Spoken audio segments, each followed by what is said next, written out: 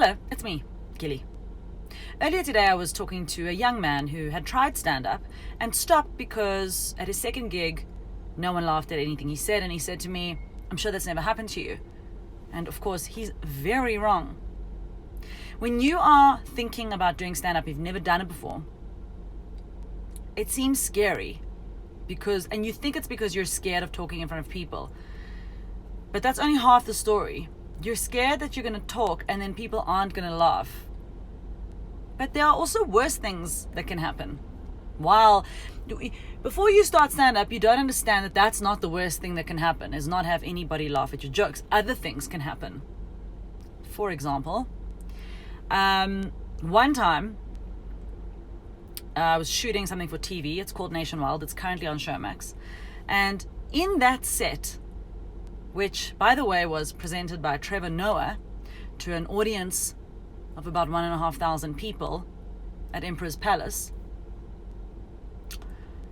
In that set that I had rehearsed, but not for long enough, because we got told that that thing was happening 10 days before it happened. On stage, I came out after rehearsing for days, just rehearsing the order of things, just again and again and again. I came out on stage, did my opening joke, and then I went completely blank. Do you understand? Nothing.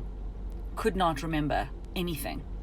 And I could think of other jokes. Other jokes were starting to come to me to save the moment. But because I had limited time, if I started doing that joke, it would ruin the rest of the set. So I was desperately trying to remember what the next joke was.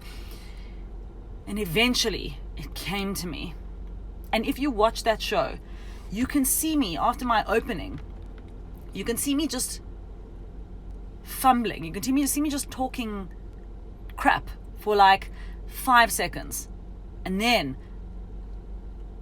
what happens is it all comes back to you, and you are so excited that you've remembered that it makes the rest of the set better than it was before, because you are not just happy that you're doing your comedy and the audience is great, but you are so relieved that you just the rest of the thing is just so enjoyable, even more enjoyable than it was before.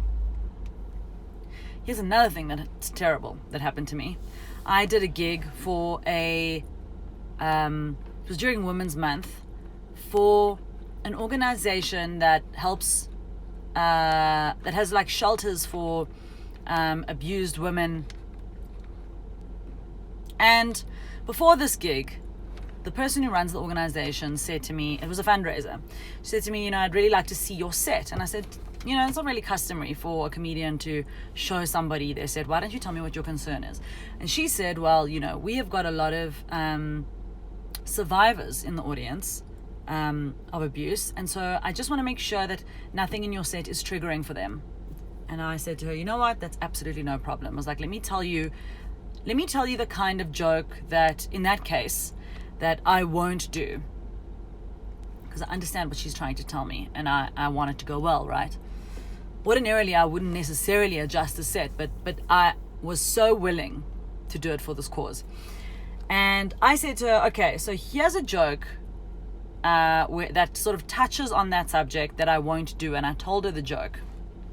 And she was like, yeah, that's not going to work for us. I said, okay, perfect. I was like, I won't do anything like that. And then on the night, I get on stage. Set is going great. And I start to do a joke that I don't realize is the joke that leads into that joke, that joke is the punchline of.